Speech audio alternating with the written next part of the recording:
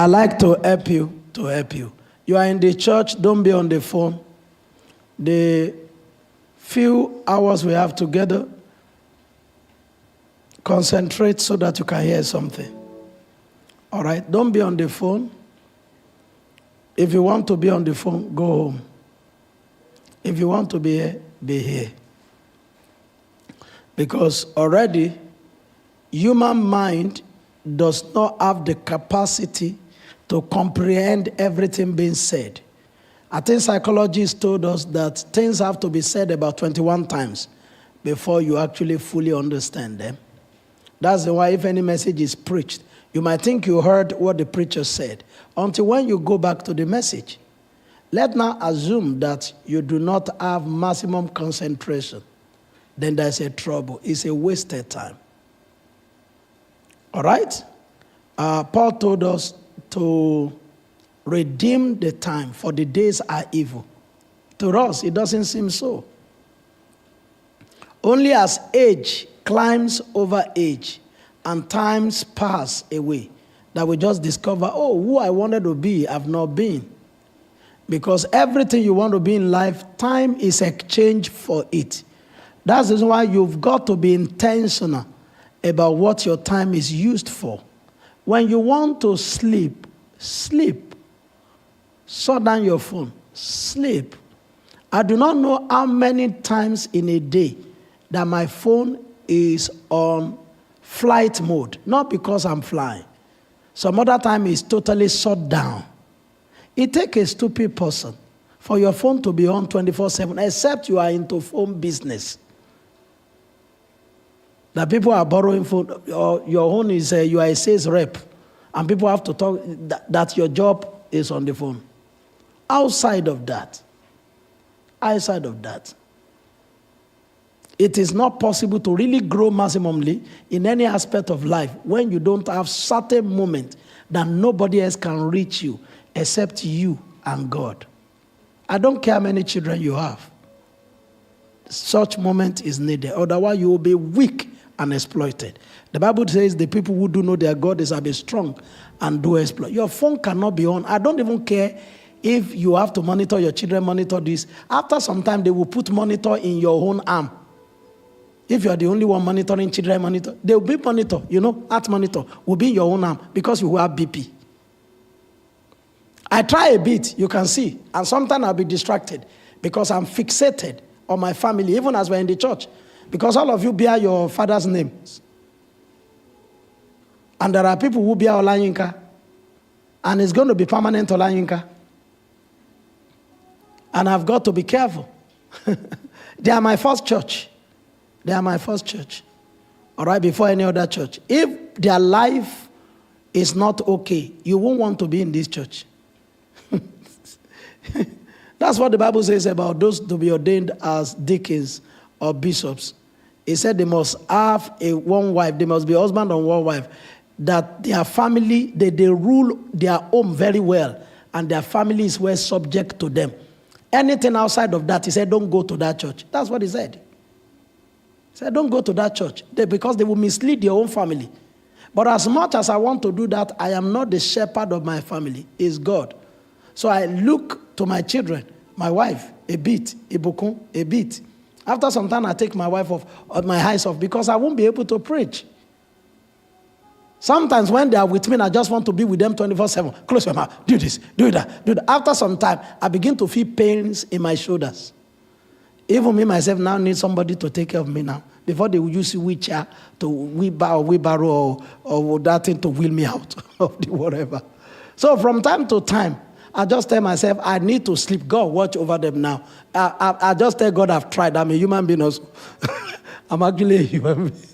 Sometimes when I want to travel, it's very tough for me. I don't want to be away from my children for 1 second, especially at this tender age, until they are teenagers. And wherever I travel to, I'll be calling my wife. If she does not pick, I call somebody else. I say, where are the children? They are watching now. I've always known. You will just leave them to watch. I'm controlling things from wherever, even on flight. I'm 39,000 above the sea level, and I'm texting my wife. What do you think the children are doing now? What do you think the children are doing?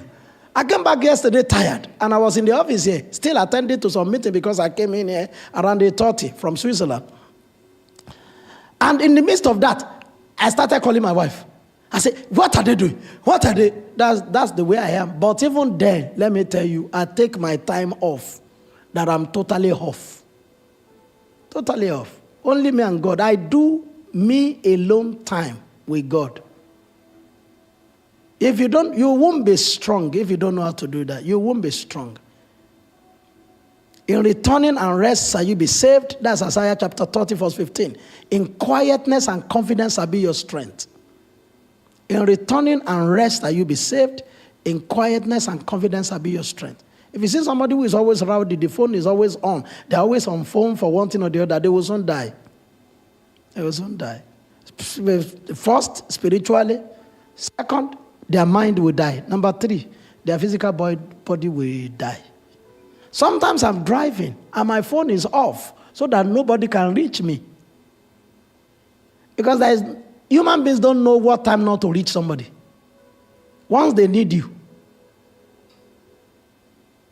As soon as I'm finished preaching now, don't you see the way all of you do?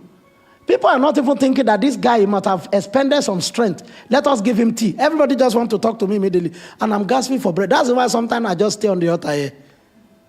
Because there is no privacy. I don't want you to come. I just stay here. This chair, I just sit down here. And anybody that wants to give me tea, bring the tea here, bring the tea here. If you want to talk to me, I say, come here, come here. Everybody will be hearing us. It's up to you. I'm not going to that office where you're going to lock me. Everybody, can I see you for 1 minute? How can it be 1 minute? It's no. You know it's not 1 minute. And when you come to the church, let me just borrow you a leaf. Don't stay on the phone. You look stupid to the angels of God. It's true.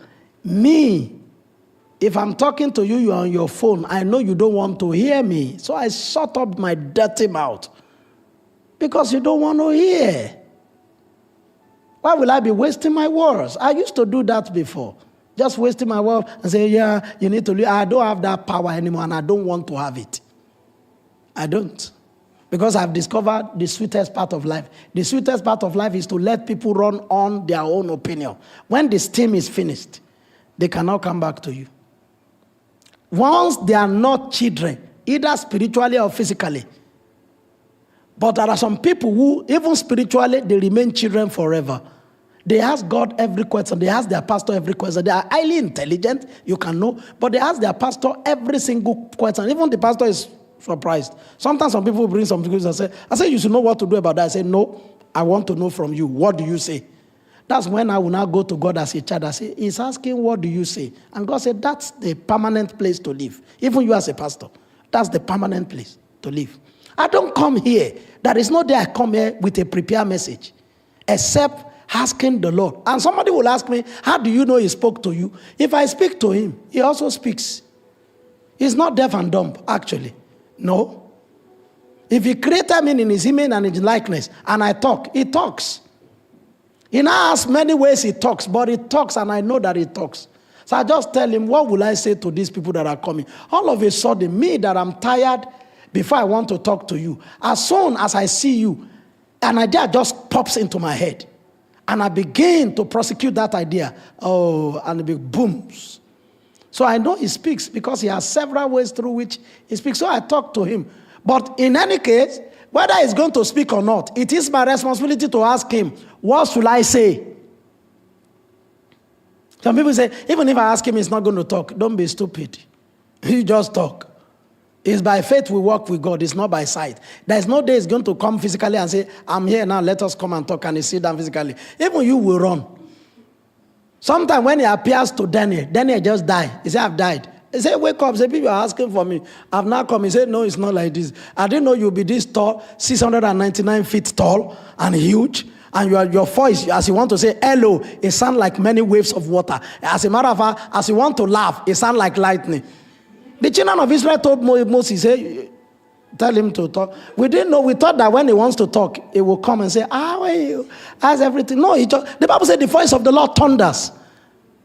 He doesn't know how to calm it down except through the vocal cord of a prophet. When he taught, that's the reason why the best way God leads people is not personally.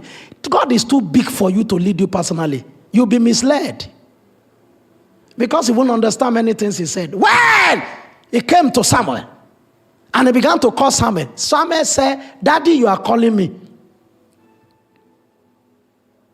He went to Eli, Daddy, you are calling, and God will shut up. Samuel, Samuel. And he will go to Eli. Eli is not the one who said, Your man, it is God that is calling you. Just say, Yes, Lord, thy servant heareth. It was after that God continued to talk. Sometimes I just get baffled in the Bible. I say, but what's all these protocols? If you want to talk to Samuel as he's running to Eli, you just say, I am the one, don't run to Eli.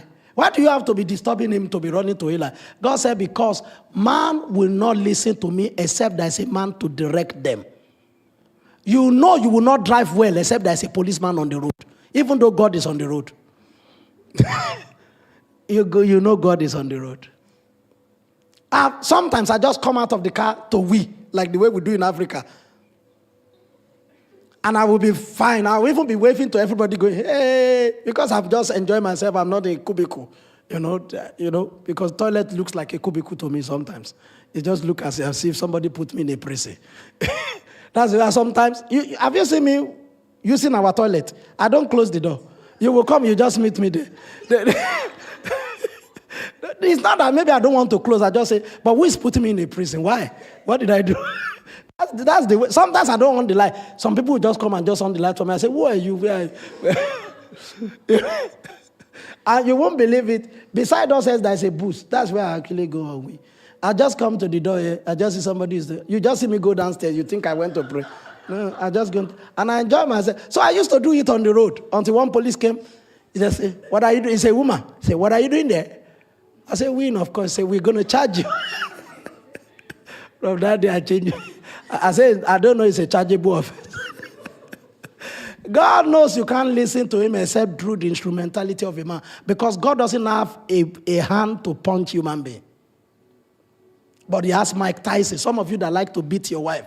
And they say, what will you do? He said, I hand you over to God. It's too long. It's a long matter.